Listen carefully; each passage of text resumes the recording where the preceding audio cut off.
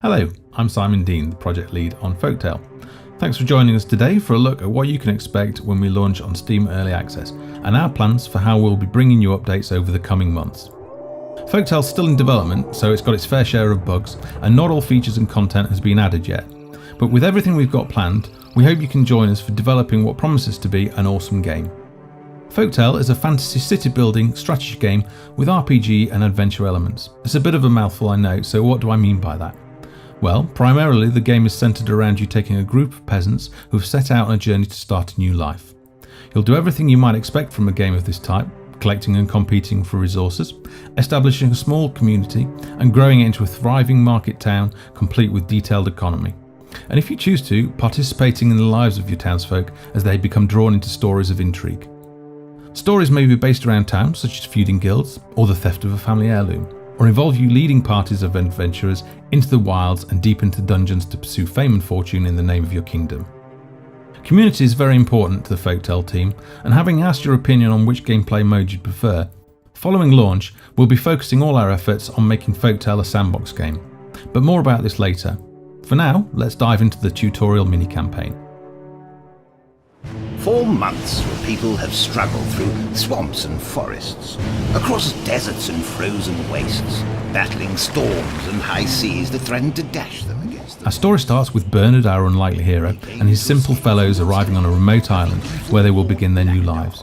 Being Folktale, it won't be long until things take a turn for the worse, but for now, let's meet Bernard and get our settlement started with the help of our village advisor. To only the select few, and the good people eat only stale bread. Your brave subjects have fought and suffered before arriving on the shores of this remote island. It is here they hope to find peace and tranquility, where they can farm and build a new... Oh look, there's Bernard. Hello. Where was I? Oh yes, to a land where your people can build a new society where freedom and toast are available to everyone. And it is up to you, our steely-eyed leader, to build a brighter future for your brave pioneers. Because let's face it, the villagers aren't the sharpest swords in the rack. This is the world of Folktale. One of the first things you'll notice about Folktale is that you can take direct control of your subjects. Most of the time they'll do what you expect without you needing to ask, freeing you from micromanagement to focus on the bigger decisions. But there are times when you need greater control, for example when leading a party into the wilds, helping villagers advance their storylines, or issuing a call to arms when your town comes under attack. In playing a configurable sandbox game, you'll get to enjoy Folktale in a manner and pace that best suits you. You might be wondering why we have fixed position building plots. That's an old constraint that in time we plan to remove with the release of a map editor, giving you the freedom of control in town planning. It's time to train one of our peasants in an occupation. Each economic building can support a maximum of 5 specialists. In this case, we'll train a farmer who'll set to work sowing fields and harvesting wheat to mill into flour at the windmill, before carrying the sacks to the storehouse where it can be sold or used to make other goods. We've added plenty of detail to villagers, including a full inventory and stats system. Here, our farmer carries seeds that he plants. Harvesting will add a bushel of wheat to the farmer's inventory, and with the millstone unoccupied, he'll take a bundle of bushels from the store and mill them into sacks of flour. Jumping forward, we need to build an iron smelt and train a miner. We've made navigating easy, including a clickable minimap showing quest locations, and a useful zoom feature next to each quest part. Wood, stone and iron require sources of resource and can be found around the map. With limited supply, once you've depleted sources close to your town, you'll not only need to explore and find new sources, you'll need to capture and protect them from raiders. Looks like a band of cobalt scavengers has moved into the iron mine close to our village. We'll need to clear them out before our miners can extract the ore. Let's swap camera modes from overhead strategy cam to the first person camera, allowing us to join in the action as it happens. Each character has a set of 5 skills that can be unlocked and improved as they level in that occupation.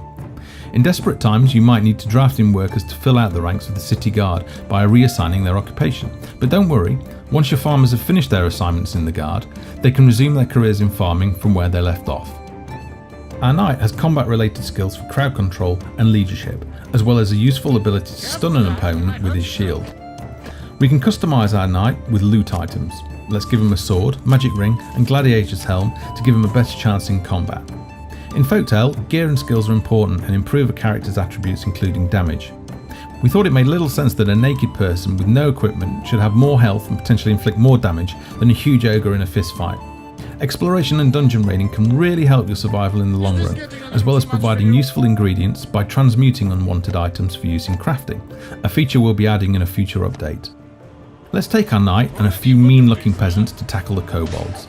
We'll use the knight's taunt ability to draw one of the kobolds off the weaker peasants, and then use shield bash to stun him before delivering a finishing blow.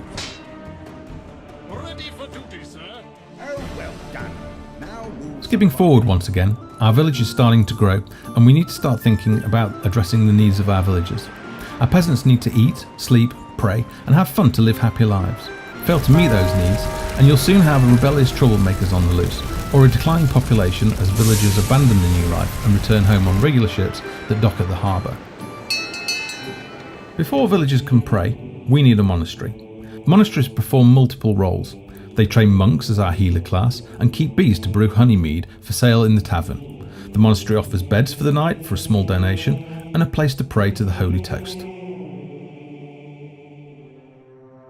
We designed the tutorial to introduce you to game lore as well as major gameplay features. I don't want to spoil the experience, so we'll skip forward to later in the tutorial for a sneak peek at look at some of the locations you'll be exploring.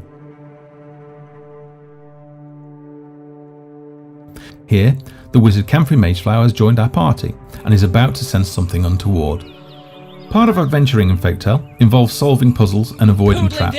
In a future update we'll be adding the Thieves Guild, where you can train rogues to join your party to help out in such situations. But for now, let's use Camfrey's Detect Traps spell, but instead of disarming it, let's go ahead and trigger it. Throughout development we'll be adding fiendish traps for you to detect and disarm. The more cunning the trap, the more skilled your party will have to be to detect them. So what's next in development? Well, the community voted strongly in favour of Folktale becoming a sandbox game, so that's what we'll be focusing on. We'll be creating a new map editor to provide you with the tools for designing your own dungeons, and expanding this in time to include exterior locations and maps. The list of buildings and occupations will be greatly expanded. In the tutorial we've limited these to not overcomplicate the experience. In sandbox mode, you'll be growing a simple village into a large market town, complete with city walls, paved streets and interesting stories to pursue. Militarily, we plan to add a variety of units including archers, crossbowmen, mounted knights, bards and thieves, as well as specialist heroes that you'll meet along the way with their own unique traits. Each unit will fill a specific strategic role and be balanced so that it can be countered by another. For example, a mounted goblin warrior is best defended with the long polearm of the human militia. Gameplay wise, we've got a lot of great ideas that we hope to add. I've mentioned on the blog about how you can choose your governing style and how decisions follow a cause and effect principle. Be a tyrant and use your city guards to oppress the population, or a liberal and gentle leader spreading happiness at the expense of rife criminality. Folktale will be a dynamic experience that evolves based on your decisions. We hope you like what we've shown today, and you'll consider joining us for the journey by buying a copy on Steam Early Access. As ever, we welcome your ideas and feedback throughout development, and with your support, together we can make Folktale a truly awesome game. On behalf of us all here on the Folktale team, thanks for watching.